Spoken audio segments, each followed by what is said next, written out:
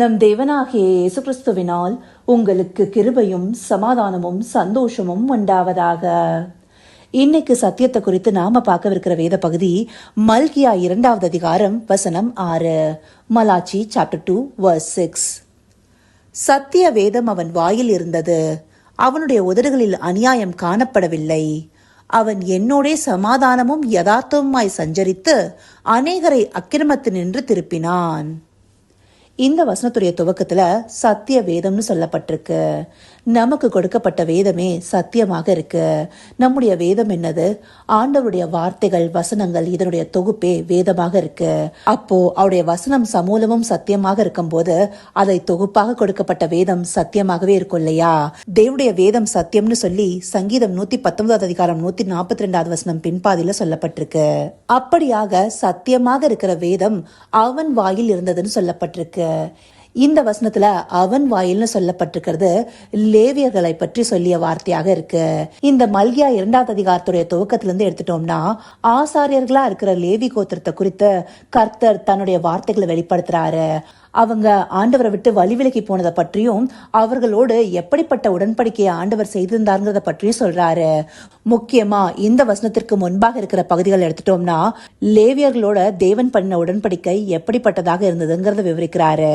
மல்கியா 2வது அதிகாரம் 4வது வசனத்திலிருந்து பார்க்கும்போது, லேவியோடே பண்ணின என் உடன்படிக்கை நிலைத்திருக்கும்படிக்கு இந்த கட்டளையை உங்களிடத்திற்கு அனுப்பினேன் என்கிறதை அப்பொழுது அறிந்து கொள்வீர்கள் என்று சேனைகளின் கர்த்தர் சொல்லுகிறார். இந்த வசனத்துல சொல்லப்பட்டபடி லேவியர்களோட தேவன் உடன்படிக்கை பண்ணிருக்காரு. அந்த உடன்படிக்கை எப்படி இருந்ததுன்னு சொல்லிட்டு மேற்படியாக கொடுக்கப்பட்ட 5வது வசனத்துல சொல்லப்பட்டிருக்கு. அவனோடே பண்ணின என் உடன்படிக்கை ஜீவனும் சமாதானமுமாக இருந்தது. அவன் எனக்கு பயப்படும் பயத்தோடே இருக்க வேண்டும் என்று இவைகளை அவனுக்கு கட்டளையிட்டேன். அப்படியே அவன் என் நாமத்துக்கு பயந்தும் இருந்தான். அந்தபடியாக ஆசாரியர்களாக இருக்கிற லேவி சந்ததியோட பண்ணின உடன்படிக்கை எப்படி இருந்தது? ஜீவனும் சமாதானமாக இருந்தது. அவங்களிடத்துல தேவனுக்கு பயப்படுகிற பயம் காணப்பட்டது. அப்படி கர்த்தருடைய நாமத்திற்கு பயந்தவர்களாக இருந்தாங்க. இதையெல்லாம் சொல்லிட்டு தான் இந்த 6வது வசனம் சொல்லப்பட்டிருக்கு. சத்திய வேதம் அவன் வாயில் இருந்தது. அந்தபடியாக ஆசாரியர்கள் சத்திய வேதத்தை நன்கு அறிந்தவர்களாக இருந்தாங்க. அவங்களுடைய உதடுகள்ல அநியாயம் காணப்படல. அவங்க தேவனோட சமாதானமும் யதார்த்தமுமாய் சஞ்சரித்துன்னு சொல்லப்பட்டிருக்கு. இந்த யதார்த்தத்தை குறித்து நம்ம கடந்த வேத பகுதிகளில் பார்த்தோம். உண்மை வாய்ந்த இயல்பான நடையை இது குறிக்கிறதா இருக்கு. அந்தபடியானவர்களாக ஆசாரியர்கள் காணப்பட்டாங்க. அது மாத்திரம் இல்லாம அநேகரை அக்கிரமத்தினின்று திருப்பினான்னு சொல்லப்பட்டிருக்கு. அப்படியாக அக்கிரமம் செய்கிறவர்களை மனம் திரும்ப செய்யும்படியான வேத வார்த்தைகளை வெளிப்படுத்துகிறவர்களாக அவங்க இருந்தாங்க. அது மாத்திரம் இல்லாம மேற்படியா இருக்கிற 7வது வசனத்துல பார்க்கும்போது, ஆசாரியனுடைய உதடுகள் அறிவை காக்க வேண்டும், வேதத்தை அவன் வாயில் தேடுவார்களே, அவன் சேனைகளுடைய கர்த்தரின் தூதன். இந்த வசனத்துல சொல்லப்பட்டபடி ஆசாரியர்களுடைய உதடுகள் அறிவை காத்து கொள்ளும் விதமாக நல்வார்த்தைகளை வெளிப்படுத்துகிறதாக இருக்கணும். அது மாத்திரம் இல்லாம அவர்களுடைய வாயிலிருந்தே வேதத்தை தேடுபவர்களாக இருப்பாங்க. ஏன்னா கர்த்தருடைய வார்த்தையானது அவர்களுக்கு அருளி செய்யப்பட்டதாக இருந்தது. அது மாத்திரம் இல்லாம அவர்களே சேனைகளுடைய கர்த்தரின் தூதன்னு சொல்லப்பட்டிருக்கு. இப்படியாக சத்திய வேதத்தை தங்களுடைய வாயில் உடையவர்களாக ஆசாரியர்கள் காணப்பட்டாங்க. அந்த நிலை மாறியதாகவே ஆண்டவர் இந்த பகுதிகளில் சொல்றாரு. இந்த நாட்களை எடுத்துட்டோம்னா ஆண்டவர் பிரித்தெடுத்த கூட்டமாக, ராஜரீக ஆசாரிய கூட்டமாக நாமே காணப்படுகிறோம் இல்லையா? 1 பேதுரு 2வது அதிகாரம் 5வது வசனத்துல பார்க்கும்போது, ஜீவனுள்ள கற்களை போல ஆவிக்கேற்ற மாளிகையாகவும் இயேசு கிறிஸ்து மூலமாய் தேவனுக்கு பிரியமான ஆவிக்கேற்ற பலிகளை செலுத்தும்படிக்கு பரிசுத்த ஆசாரிய கூட்டமாகவும் கட்டப்பட்டு வருகிறீர்கள்.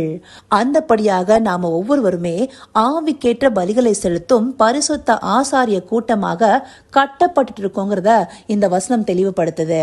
இங்க மாத்திரம் இல்ல, வெளிப்படுத்தின விசேஷம் 1 அதிகாரம் 6வது வசனத்துல, 5வது அதிகாரம் 10வது வசனத்துல, 20வது அதிகாரம் 6வது வசனத்துல, இந்தபடியாக நிறைய வசனங்கள்ல நாமே ஆசாரியர்களாக இருக்கிறோங்கிறத வேதம் தெளிவா காண்பிக்குது. அப்போ தேவனுக்காக பிரித்தெடுக்கப்பட்ட ஆவிக்கேற்ற பலிகளை செலுத்துகிற ஆசாரிய கூட்டமா இருக்கிற நம்முடைய வாயில சத்திய வேதம் காணப்படுதா? அந்த சத்திய வேதத்துக்கு நம்ம முக்கியத்துவம் கொடுக்கிறோமா? இந்த வேதமானது எப்படிப்பட்டதாக இருக்கு? சங்கீதம் 19வது அதிகாரம் 7வது வசனம் சொல்லுது, கர்த்தருடைய வேதம் குறைவற்றதும் ஆத்துமாவை உயிர்ப்பிக்கிறதுமா இருக்கிறது. கர்த்தருடைய சாட்சி சத்தியமும் பேதையை ஞானியாக்கிறது செய்கிறதுமா இருக்கிறது. அந்தபடியாக வேதம் குறைவற்றதாக நம்முடைய ஆத்துமாவை உயிர்ப்பிக்க வல்லமையுள்ளதாக இருக்கு. பாவத்துல மரித்து போன ஆத்துமாவை ரட்சிப்புக்கு ஏதுவாக வழிநடத்துகிறதா இருக்கு. ஆண்டவராகிய இயேசு கிறிஸ்துவ இந்த திருவசனத்தை கொண்டே நாம விசுவாசிக்கிறோம். விசுவாசிகளான போது பரிசுத்த ஆவியானவரை பெற்றுக்கொள்கிறோம். அந்த பரிசுத்த ஆவியானவர் துணை கொண்டு வேதத்தை ஆராய்ச்சி செய்கிறோமா?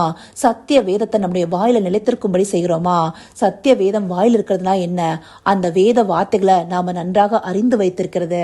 அதை நாம நல்லா அறிந்து வைத்திருக்கும் போது தானே பரிசுத்த ஆவியானவர் நமக்கு தேவையான சூழ்நிலைகள்ல அந்த வேதத்தின் வார்த்தைகளை நமக்கு நினைப்பூட்டுவாரு. நாம சரியான வழியில நடத்தப்படுபவர்களாக இருப்போம். அந்தபடியான ஒரு ஆசாரிய கூட்டமா நாம இருக்கிறோமா?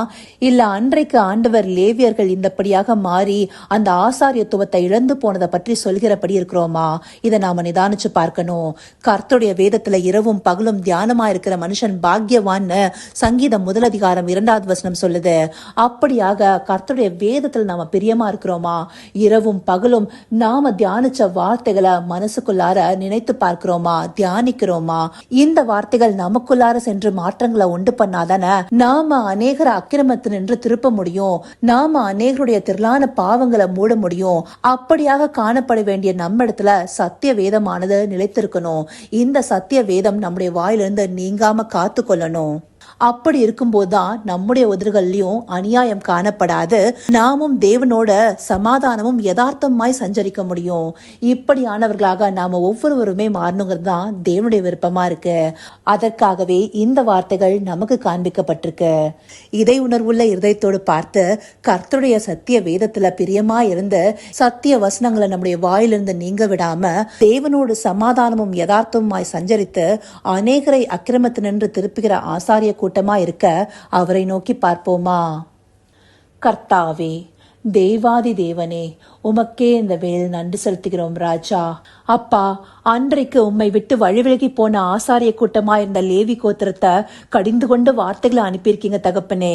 இந்த நாள்லயும் உமக்கு பிரியமான ஆவிக்குரிய பலிகளை செலுத்தும்படிக்கு பரிசுத்த ஆசாரிய கூட்டமா தெரிந்து கொண்ட எங்களையும் இந்த வார்த்தைகளை காண்பித்து சத்திய வேதத்தை எங்கள் வாயில நிலைத்திருக்க பண்ணும்படி நாங்க காத்து கொள்ளுங்கிறத நினைப்பூட்டிருக்கீங்க ராஜா.